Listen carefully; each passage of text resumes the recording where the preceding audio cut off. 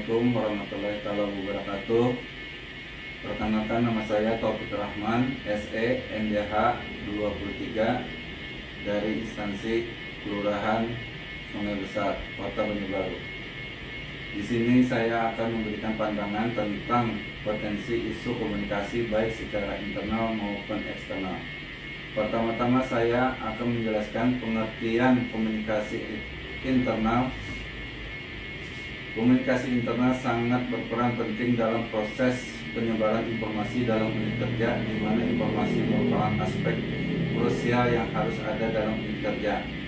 Dengan adanya penyampaian dan penerimaan informasi yang baik melalui komunikasi internal, para anggota unit kerja dapat menyamakan pandangan serta visi misi untuk kelangsungan unit kerja dan tujuan bersama.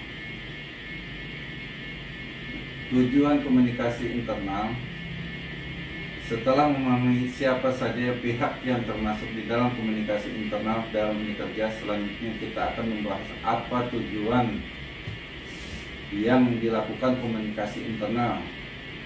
Komunikasi internal dalam suatu unit kerja adalah sebagai berikut. Komunikasi internal merupakan alat dan sarana komunikasi untuk menyampaikan informasi sekaligus menjelaskan mengenai peraturan dan kebijakan yang berlaku dalam suatu unit kerja. Komunikasi internal merupakan sarana komunikasi yang dilakukan untuk menyebarkan informasi baik menyampaikan maupun menerima, dan untuk terbentuknya hubungan timbal balik antara pihak internal dalam unit kerja. Komunikasi internal digunakan sebagai cara untuk menghindari terjadi kesalahpahaman yang mungkin terjadi dalam unit kerja serta menyelesaikan konflik yang muncul dalam unit kerja tersebut.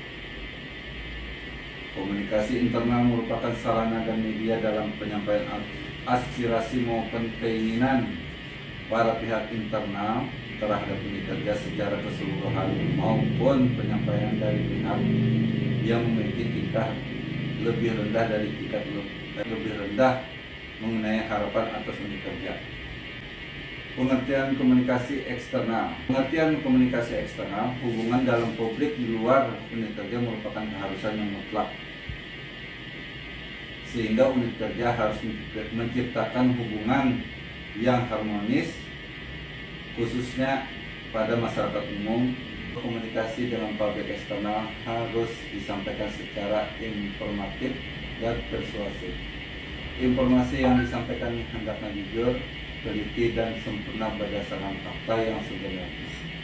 Secara persuasif, komunikasi dapat dilakukan secara atas dasar membangkitkan perhatian komunikasi dalam kurung publik sehingga timbul rasa tertarik. Publik eksternal adalah publik yang berada di luar unit kerja, seperti pemerintah, lembaga pendidikan, komunitas, dan lain sebagainya. Publik eksternal bisa kita katakan sebagai publik dalam kurung masyarakat. Masyarakat dalam hal ini harus diusahakan untuk menunjukkan sikap dan gambaran publik yang positif terhadap suatu lembaga yang diwakilkan, untuk mengeratkan publik di luar unit kerja supaya terciptanya hubungan baik sehingga dapat terbentuknya opini publik terhadap unit kerja tersebut. Selain itu, terdapat beberapa tujuan dari komunikasi eksternal, yaitu sebagai berikut. 1. Menjalin hubungan baik dengan publik eksternal untuk memelihara hubungan baik dengan publik luar unit kerja untuk membentuk citra positif. Kedua, sebagai penyambung lidah atau perantara dengan pihak luar unit kerja, diharapkan dapat menciptakan kerjasama yang saling menguntungkan atau timbal balik untuk mencapai kesepakatan bersama. Ketiga, menyeleksi komunikasi eksternal merupakan kegiatan yang dilakukan dalam membina hubungan baik dengan publik eksternal. Tujuannya utamanya adalah mengusahakan tumbuhnya sikap atau gambaran positif dari publik terhadap unit kerja, serta mempererat hubungan dengan pihak luar unit kerja sehingga tumbuh opini publik yang menguntungkan unit kerja.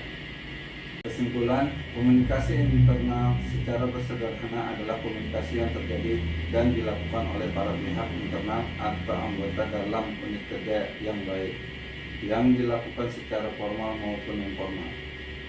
Komunikasi eksternal merupakan bagian yang menangani permasalahan komunikasi dengan publik di luar unit kerja. Tujuannya, komunikasi eksternal adalah menjalin hubungan baik dengan publik eksternal sebagai perantara informasi kepada publik eksternal dan menyeleksi komunikasi eksternal.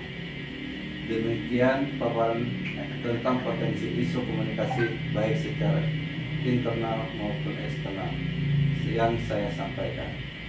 Wabillahi taufiq wal hidayah. Wassalamualaikum warahmatullahi wabarakatuh.